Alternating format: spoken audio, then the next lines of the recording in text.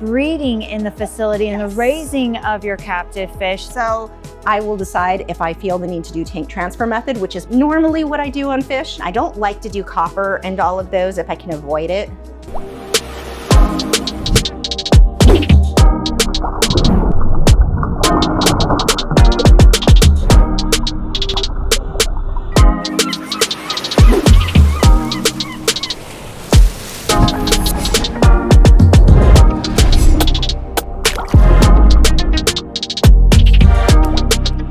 What's going on, Reef Builders? I am here at Super Zoo in Las Vegas 2025. I'm with Cynthia from Quality Marine, and we're gonna walk through and we're gonna talk a little bit about some of their new innovations going on with the breeding in the facility and the raising of your captive fish. So QM Labs is a little bit newer an addition to Quality Marine, and we really believe that augmenting wild collection is really important. We of course want to support sustainable fisheries all around the world, but then augmenting with different species through aquaculture. So our president and CEO, Chris Berner, has put a significant amount of money, energy, intelligence into developing our labs so that we can have these species available all year round to our customers. So we have the full traceability, and we're monitoring the health of these animals, what brood stocks are producing the most vibrant, the healthiest, the largest. That's amazing. So along with all of that, a lot of the development process also was you guys having your own live foods, Yes. which was a completely different segment that you had to establish along with this. So to be successful, you need to have the right tools, and the biggest tool is the right food. So before we even started building the labs for QM Labs, we built our Nutrimar Live Foods Lab. And then we started producing a line of different microalgae. And then as well as copepods, we have Artemia, we have rotifers. So whatever foods are essential to these animals, we wanted to make sure we had in-house. And that's something also that's important because you have to deal with now certain life stages. Yes. Right. So not only is it different life stages and the breeding, it's also the food and making sure with all of that space being required. Absolutely. It's a lot of dedication. It is. And it's an incredible task, but it's amazing for our industry because we do need so much of that to help the hobby remain being sustainable and continue to innovate. Yes, and that's the biggest thing. You know, Quality Marine always wants to do things the right way. So it doesn't behoove us to get all these stores really excited, their customers excited for a fish, and then not have it for another year. So we want to make sure, like you said, that we have multiple stages of that fish ready to go for our customers. So that's really why we also are continuously trying to produce different clownfish for the industry and our hobbyists, and then also doing different species like the Gulf blenny, the Atlantic oyster blenny, the purple tang. So, you know, we're continuously adding to this assortment. We're even doing moon jellyfish now, Bergia nudibranchs, we're doing Chaetomorpha algae. So we're really trying to branch out and do the species that our industry needs. So those we call the Maldives black pearl Clark eye clams. So the Clarkies, something that, you know, they're a little bit different than your typical clownfish, but what's nice about the Clarkies is that they are excellent at having that instinct for hosting. I mean, they can be a little aggressive, they're a little turds, but they're beautiful. And we also do introduce them to anemones at a young age. In our facility, and that's really because we want to make sure that they keep that symbiotic relationship going and that they'll do that for our customers. Also, just for research, how small do they have to be to start hosting? So tell me about like who your favorites are, or maybe some of the ones that you see that are the most entertaining that you've got going on in the lab. Oh my gosh, so we started doing the Atlantic oyster blenny, and then we're also doing the Molly Miller blenny. So those are also one of my favorites because they munch on the algae, they do the work for me. That's what I want. I don't want to do any of this. Good worker fish. They're good worker fish, and they're just so silly. They have the little antennae, they just hop around the tank, and they just look ridiculous. And I love them. And even though they're small and they're a little bit brown, they just have such intricate they have big personalities. Yes. So let's talk about the success rate of the blennies. they're relatively new to Yep. a lot of the aquaculture going Yes. on right now. So because we started these live foods lab, we have full control over their food. So we know exactly what they've been eating. So we start them on the live foods, the algae, the rotifers, the copepods, and then we slowly start introducing the dry Nutrimar foods. So by the time they get to the retailer, they have already been fully transitioned onto prepared diets. So they're going to have that really strong success rate at the hobbyist level because they're not trying to struggle to get them to eat the sinking pellets. So we're feeding them the Nutrimar nori, so they're get that grazing ability started at a young age. So they'll start doing that in the home aquarium. They're eating our sinking pellets. So by the time the hobbyist gets it, they can feed essentially the same exact diets, or they can try a different sinking pellet that does really well. And it doesn't look foreign to them because it is stressful for them to be moved from one environment to another and then to the home aquarium. It makes them not want to eat. It actually sometimes hinders their immune system. Yes. And the less stress we can put on their immune system, keep them Absolutely. eating, is the most optimal option that can be offered. Oh, absolutely. Yes. And they're used to people. You know, our hands, our faces are in their face all day long. So when they're going to your home aquarium, they're out and about, they're excited. They're not getting startled when your face is like looking at them in the aquarium. So I actually have a friend named Lisa Lackery. She's local to us in Dallas. She has been excellent. looking for an orange storm.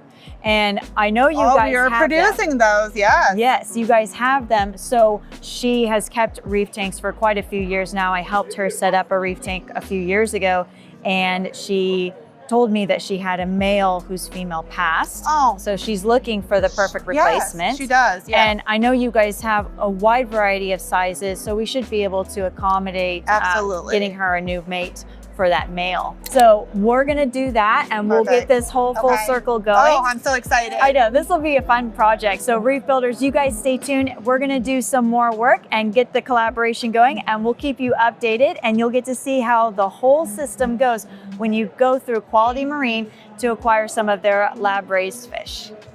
Thanks, everyone. What's up, Reef Builders? Today I'm at Dallas North Aquarium, and we're picking up a special delivery that actually was shipped out yesterday from Kevin Cohen of Quality Marine. And we're gonna pick up this little lady inside and show her off at her new home. We're going to go visit Lisa Lackery, who is a fine artist that I have been friends with for a few years now. And we're gonna hang out with Josh over here. What's going on? Hey, Reef Builders, this is Josh. And he's been holding the lady in the back for us, so let's go check her out. Yeah, and I've got her see. saved back for you right over here. Awesome. I think you will be very happy because we have an orange storm clownfish of Look some at considerable size. So It is pretty. perfect. I like that dot. I know. Gives us some character. Yes, it Yeah. does. All right, Awesome. And there you go. Thank you very much, Josh. Absolutely. If you guys want to check out Dallas North Aquarium's channel, Josh is the host on that one. And you guys recently started that. Yeah, we started this year. We relaunched it. It had a couple of videos on it before, but we wanted to really push and kind of do a weekly content thing. So any update videos, how-tos, or even just showcases on particular species is something we're trying to focus on. Our production manager, Nix, has been doing a phenomenal job with it. So I pop in and do some hosting every once in a while, but the brains behind it, Nix has been doing great. So very happy with it. Definitely check us out. And that's Dallas North Aquarium on YouTube. That's Dallas North Aquarium. All Easy right. enough to find. Yeah, go check out Josh, follow his content, and see what the store's always up to. Oh, look at this moray. See, aggressive, will eat smaller fish, most definitely, but very friendly. Look at you. Looks like he or she's got just a little bit of damage on the eye. That's not necessarily always a major problem. It's pretty common a lot of times for eels. They can get overexcited and bump into things and hurt their eyelids, but it will heal over time. You just really have to monitor it to make sure that you don't see any major sloughing going on or any source of infection coming in, which will show like it would for us, red, getting a bit more swollen. So something to watch, which I'm sure that they definitely do. Nice little panther grouper here. I like these guys, but they're definitely one of those fish that's in for more of the fowler tank situation. Look at this dragon wrasse. Beautiful. This is a really optimal size for a dragon wrasse if you've got a good sized tank with maybe a few other wrasses that not necessarily are bossy, but a bit more excitable. These are great. They bury in the sand at night, in case you guys were thinking about getting one and it vanishes by the end of the day. They actually decide their bedtime and go for a snooze, and then they pop back out early in the morning. Okay, another aggressive fish that you don't really see very often is the Polini grouper. A beautiful fish. Definitely not ideal for reef, but absolutely incredible colorations on that guy. Let's see if we've got some. Oh wow, they've got another big Polini grouper up here. This is probably one of the largest Polini groupers I've ever seen. That dude is big. I don't know if you can get the angle of it very well, Sean, but the stripes on it are beautiful. Very zigzag, very pronounced. Definitely a showpiece fish. So let's head over to Lisa's house, and we're gonna drop this little lady off in her new home. Well, technically not in her new home. Lisa has her own quarantine system that she's actually going to hold her in. And we'll talk to Lisa a bit about her procedure and how she likes to do that within her home. That's why usually whenever a shipment comes in, you don't come pick up the fish freshly out of a shipment. But because Lisa is experienced and knows how to quarantine her own fish, she gets to have her straight out of the box. Okay, so we are here at Lisa's house with our little lady. Let's go take a look inside. We're gonna talk to her a bit about how she likes to do her quarantine. Hello. How are you? Good. How are It's so you? nice to see you. So I've got her, or him. We may not know for sure who it is just yet. Oh, They my marked gosh, her she's so just pretty. for you. I love her. Him. Whatever Right. you decide to be. It's their decision. Okay, so this is water directly from Quality. But I know that you have a very specific process Yes. and what you like to do. So I want you to walk us through a bit on how you like to do that and precautions that you take. So because she has been in a local fish store, just in case with urinema, because I have dealt with that before, I am going to go ahead and rinse off the bag just to minimize. It doesn't 100% guarantee anything, but it is going to minimize in case somebody touched it and they had urine. We're just going to rinse that. And I'm just using normal tap water since it doesn't actually, isn't going to get into her or him. I don't know what you're going to be, because I'm going to float this bag in my observation tank. That is just going to help rinse that off. I do the same thing with my coral. They all get rinsed before it goes into quarantine, just because urinema will rinse off. It doesn't attach to things. That's Okay, a I'm gonna really get the nice rinse. tip, because there are just extra little steps that you can take to help with preventative measures.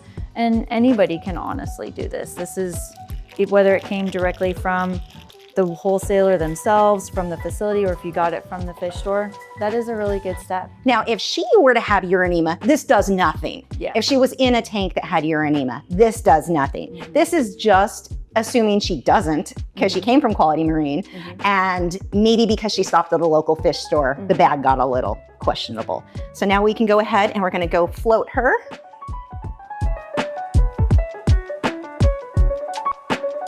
So she is an orange storm, so she's gonna look so cute. I have a black storm who recently lost his mate. So hopefully these two end up being BFFs. And we're just gonna temperature acclimate for about 10-15 minutes.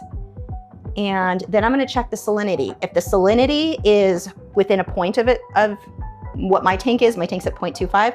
But if it's within about a point of that, then I will just go ahead and release her and not do any drip acclimation, because as soon as we open that bag, being that she's been traveling, I don't want the toxic ammonia and all that stuff. This is where I quarantine inverts. That's been fallow for about 3 or 4 months now. I haven't gotten anything new in a long time. Once I set her free, I'm gonna leave her in here for a week or two, make sure she's eating, everything's going well. Once we get through that, I will decide if I feel the need to do tank transfer method, which is normally what I do on fish. I do a hybrid tank transfer, so they get a peroxide bath, but I would take care of Brooklinella, Velvet, or Ick.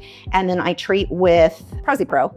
So we're taking care of gill flukes or flukes at that point. And that's mostly all I do for quarantine. Now, sometimes when I get a captive bred fish, I make poor life choices and I just put them into, I have another observation tank for fish and I just leave them there for like 6 months. And I figure after 6 months, because you get baby fish, they're so little anyway, I'll just let them grow out in there. Yeah. And I've not had any trouble with that, but I'm watching them for 6 months. So I figure if anything's gonna pop up, Yeah. I probably would see it by then. But her, I really wanna get her in my direct tank as soon as possible to meet her new husband or wife. I don't know what you are.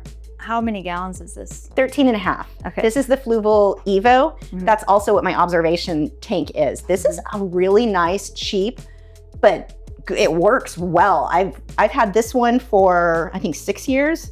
My other one not as long, but it is such a good little tank. So you don't have to have a huge setup for quarantine. You can do something. Yeah, and it doesn't have Super to small. be super plain or bland at all. As I get the spoon shot. I know, I've got stuff hanging all over. I need to. It doesn't necessarily have to be boring, and it doesn't have to necessarily be empty. Especially with green star polyps, because they take over so fast. So you get something pretty without green star polyps taking over your big tank. Yeah, there you go. So you get something fun. And I usually keep a pair of cleaner shrimp in here all the time so that when I lose cleaner shrimp, when a pair die out of my big tank, I've already got a set ready to move over immediately. My parrotlet, this is French fry. Oh yes, I see all the pictures of He French fry. is my favorite little buddy. The problem with him is he loves hanging out on top of my tank and he kept messing with the lights, but I didn't realize he was turning the knobs. And so he just slightly changed it from blue to a little bit more white. Not enough that I noticed, but it was enough that that coral started to die. Oh. Every time if I try bumping up lights. So it should recover. It's recovered in the past, but it looks a little bit unhappy right now, so. So I escaped this tank roughly 4 or 5 years ago, which is so fun that I get to see it like multiple years later. You can see I've not changed it much because I loved how you did this. So there's the male that is getting a new friend here pretty soon. Has he seemed a bit lost? At first, but he's also a bit on the derpy side and he thinks all the other fish are his buddies. So he definitely was a bit lost and I felt horrible for him, but he's doing okay. I'll feel much better when he's got a buddy again. Yay. Okay, so she'll go in here after Lisa is done observing her, making sure that she's healthy, and she'll be in her new home. Come on. Come on, baby. Oh, we're gonna start that. Come on, French fry.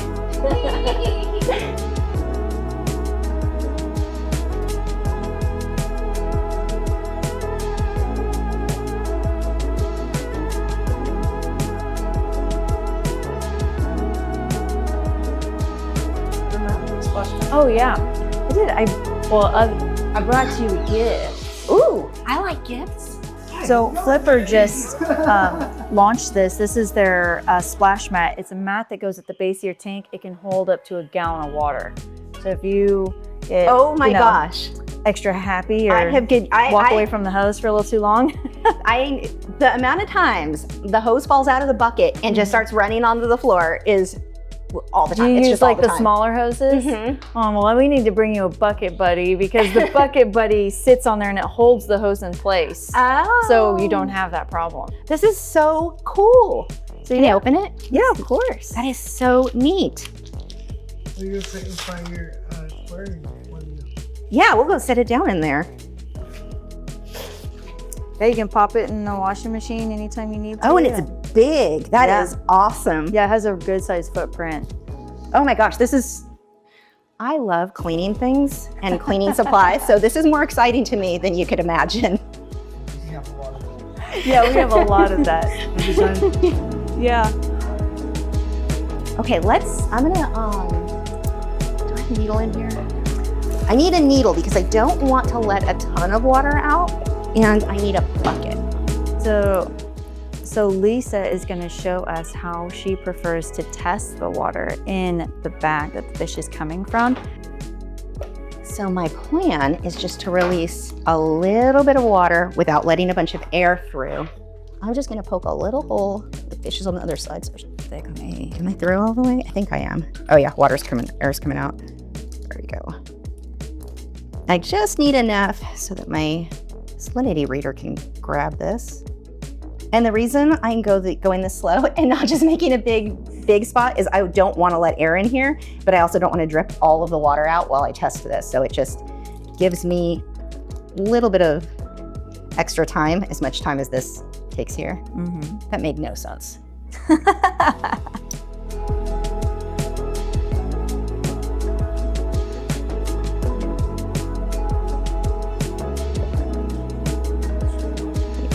6, so we're probably good. I can safely go down, I just don't want to go up.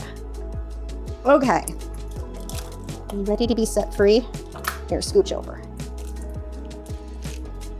I usually do this part fast anyway, just because I want them out of the gunk water once the air has been released. Okay, oh, you're gorgeous.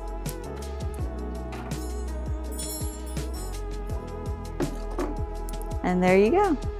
So Lisa let her tank temp acclimate, and she checked her salinity, making sure it wasn't very different. And there we go.